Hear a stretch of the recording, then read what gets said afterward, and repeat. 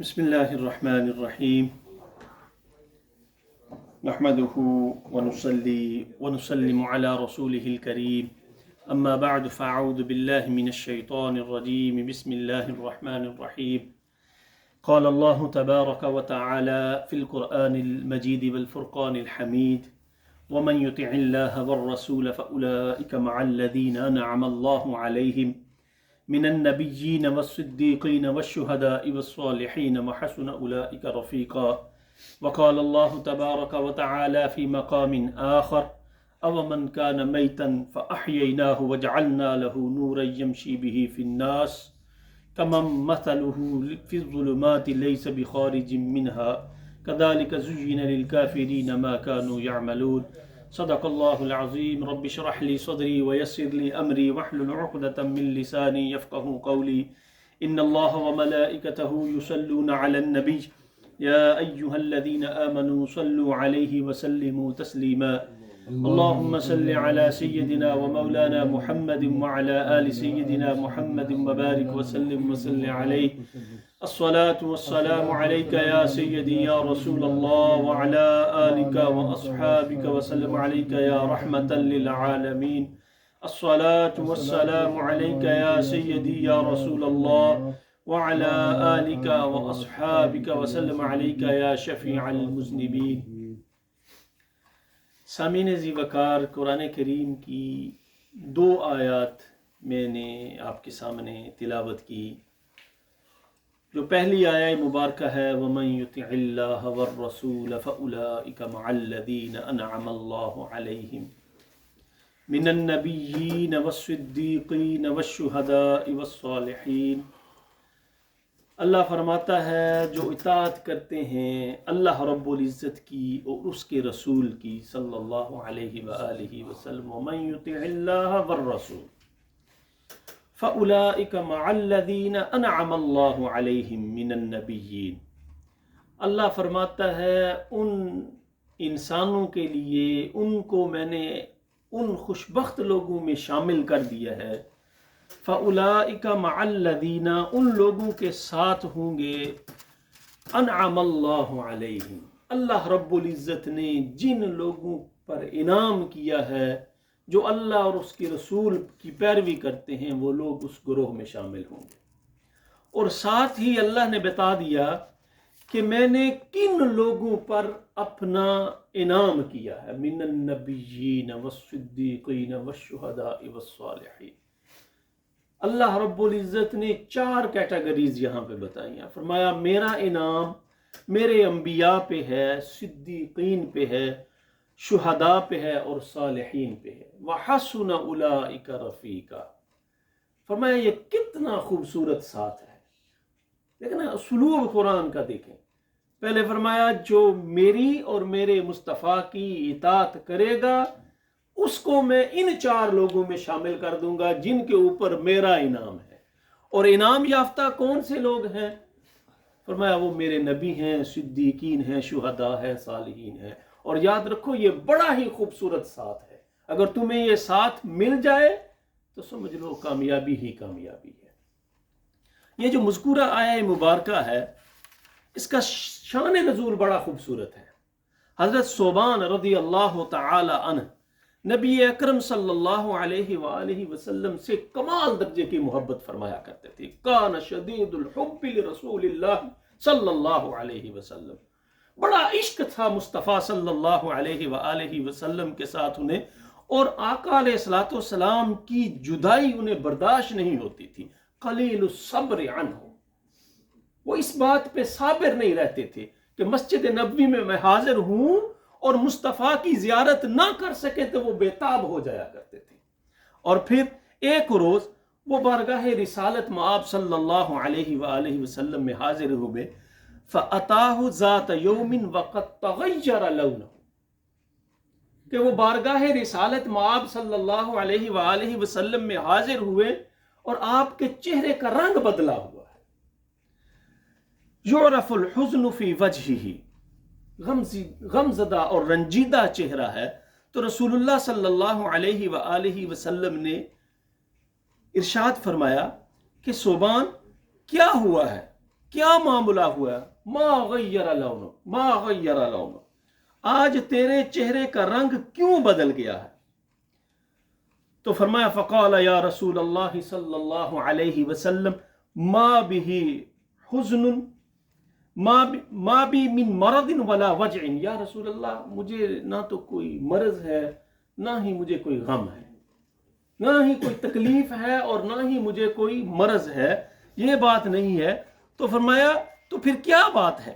اذا لم اراک استوحشت وحشتا شدیدہ، بات صرف اتنی سی ہے کہ یا رسول اللہ جب میں آپ کو نہیں دیکھتا تو مجھے بڑی وحشت ہوتی ہے، میرا دل اداس ہو جاتا ہے۔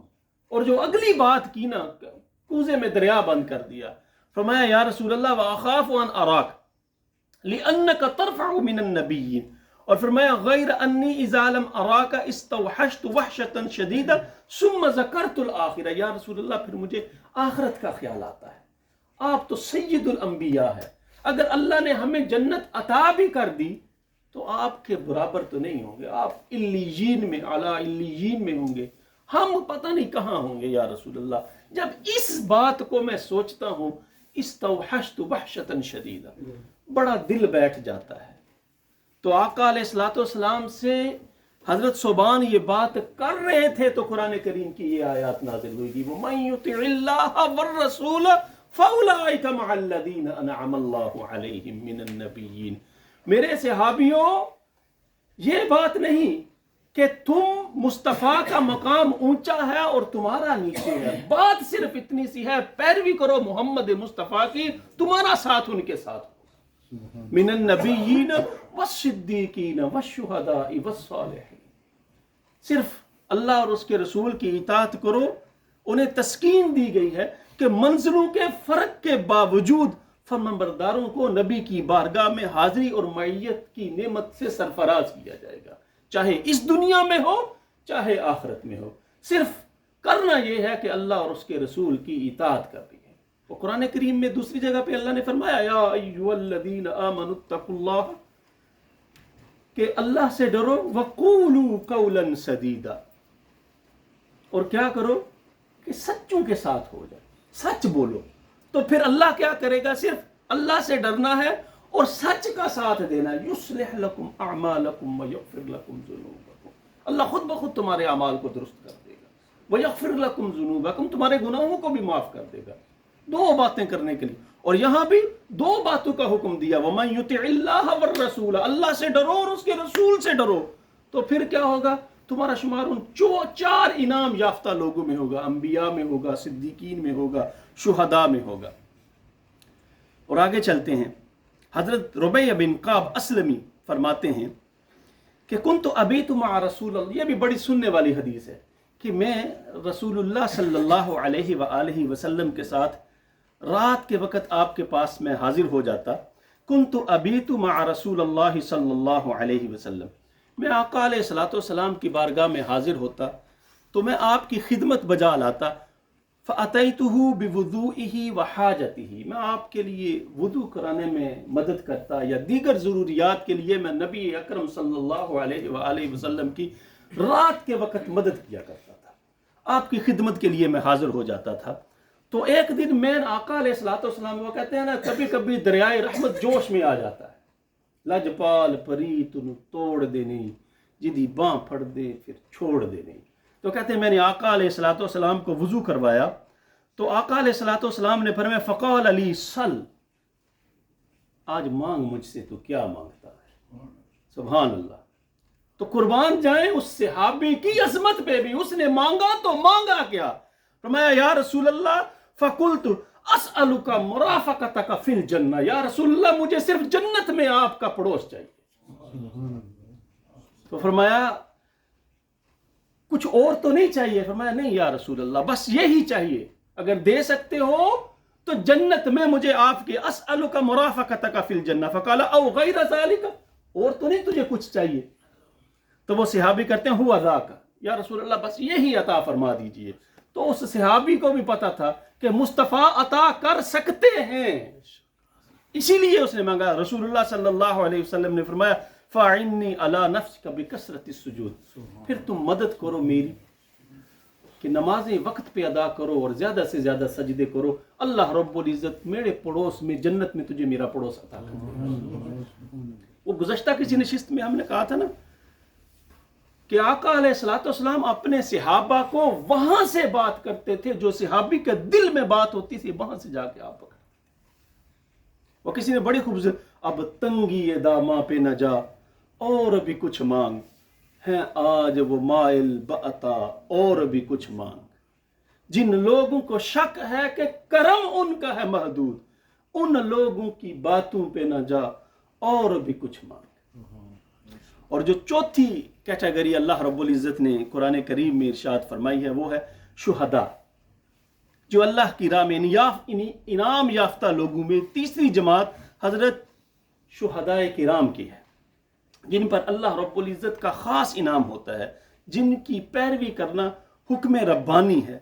اللہ رب العزت نے بڑا مقام عطا فرمایا ہے ان شہداء کو قرآن کریم میں ارشاد، مسلمانوں کی عزت و عظمت اور شان و شوکت کی حفاظت میں شہداء کا بنیادی کردار ہے، اور دین کی سربلندی کے لیے جو لوگ جان نثاری کرتے ہیں ان کا اللہ تعالیٰ اور امام الانبیاء کے ہاں بہت بڑا مقام ہے۔ اللہ رب العزت ارشاد فرماتا ہے وَلَا تَحْسَبَنَّ الَّذِينَ قُتِلُوا فِي سَبِيلِ اللَّهِ أَمْوَاتًا بَلْ أَحْيَاءٌ عِندَ رَبِّهِمْ يُرْزَقُونَ، کہ جو لوگ اللہ کی راہ میں جہاد کرتے کرتے کوشش کرتے کرتے شہید کر دیے گئے ان کو مردہ نہ کہو، بل احیاء عند ربهم یرزقون، اللہ کے ہاں وہ زندہ ہیں اور انہیں رزق بھی دیا جاتا ہے۔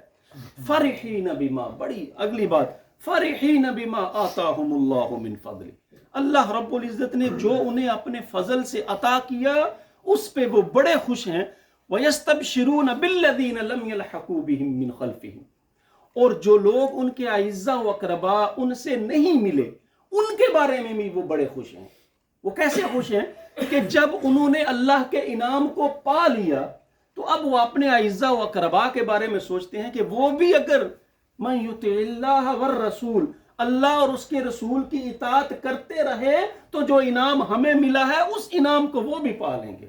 اس بات پہ وَيَسْتَبْشِرُونَ بِالَّذِينَ لَمْ يَلْحَقُوا بِهِمْ، وہ بھی اس بات پہ بڑے خوش ہیں، اللہ خوف علیہم ولا ہم یحزنون، کہ نہ انہیں کوئی خوف ہے اور نہ انہیں کوئی غم ہے۔ اس آیہ مبارکہ کا شان یہ نزول یہ ہے کہ حضرت ابن عباس رضی اللہ تعالی عنہما سے روایت ہے کہ رسول اللہ صلی اللہ علیہ وآلہ وسلم نے صحابہ کرام سے فرمایا کہ جب واقعہ احد میں تمہارے بھائی شہید ہوئے تو اللہ تعالیٰ نے ان کی ارواح کو سبز پرندوں کے جسم میں رکھ کر آزاد کر دیا، وہ جنت کی نہروں اور باغات میں اپنا رزق حاصل کرتے ہیں، پھر ان قندیلوں میں آ کر وہ بیٹھ جاتے ہیں جو عرش الہی کے نیچے معلق ہیں۔ جب ان لوگوں نے اپنی راحت، اپنا سکون، اپنا مقام بارگاہ خداوندی میں دیکھا تو دل میں خیال آیا کہ کوئی ہمارے حالات کی خبر ہمارے اعزاء و اقربا کو پہنچا دے۔ اس وقت یہ آئے، یعنی وہ جو شہید ہو گئے اللہ نے جو انعام انہیں جنت میں عطا کیا، ان کے دل میں خیال آیا کہ ہماری جو حالت، جو ہمارا انعام اللہ نے ہمیں عطا کیا، اس بارے میں کوئی دنیا میں جا کر ہمارے اعزاء و اقربا کو آگاہ کر دے۔ تو یہ آیہ مبارکہ نازل ہوئی کہ وَلَا تَحْسَبَنَّ الَّذِينَ قُتِلُوا فِي سَبِيلِ اللَّهِ أَمْوَاتًا بَلْ أَحْيَاءٌ عِندَ رَبِّهِمْ يُرْزَقُونَ، بڑا بلند مقام انہیں اللہ رب العزت نے ان کو عطا کر دیا ہے۔ اور آقا علیہ الصلوۃ والسلام نے ارشاد فرمایا، حضرت ابو ہریرہ رضی اللہ تعالی اس حدیث کے مروی ہیں کہ ما من ملکوم یکلم فی سبیل اللہ الا جاء یوم القیامۃ وقلمہ یدمع، کہ جو شخص اللہ کی راہ میں جہاد کرتے ہوئے زخمی ہوا اور قیامت کے دن اس حال میں آئے گا کہ اس کے زخم سے خون بہہ رہا ہوگا، جس کا رنگ خون جیسا ہوگا لیکن خوشبو اس سے مسک سی آئے۔ یہ اللہ رب العزت نے انعام عطا فرمایا ہے ان شہداء کو۔ اور آج شہداء کے حوالے سے ذکر کرنے کا مطلب یہ تھا کہ ہر صحابی کی جو شہادت ہے اس کی اپنی ایک شناخت ہے، لیکن جو مقام و مرتبہ سید الشہداء حضرت امیر حمزہ کو حاصل ہوا وہ اس کا اپنا ہی مقام ہے۔ اور حضرت امیر حمزہ 3 ہجری نصف شوال کو، شوال کی 14-15 یا ان تاریخوں میں آپ کی شہادت ہوئی. اسی مناسبت سے شہداء. اور آخری بات حضرت امیر حمزہ رضی اللہ تعالی عنہ کے حوالے سے عرض کر کے اجازت چاہوں گا کہ آقا علیہ الصلوۃ والسلام نے ارشاد فرمایا، یہ قرآن کریم کی آیت ہے نا، جو دوسری آیت ہے میں نے تلاوت کی، أَوَمَنْ كَانَ مَيْتًا فَأَحْيَيْنَاهُ وَجَعَلْنَا لَهُ نُورًا يَمْشِي بِهِ فِي النَّاسِ. یہ آیہ مبارکہ حضرت امیر حمزہ رضی اللہ تعالی عنہ کی شان میں نازل ہوئی.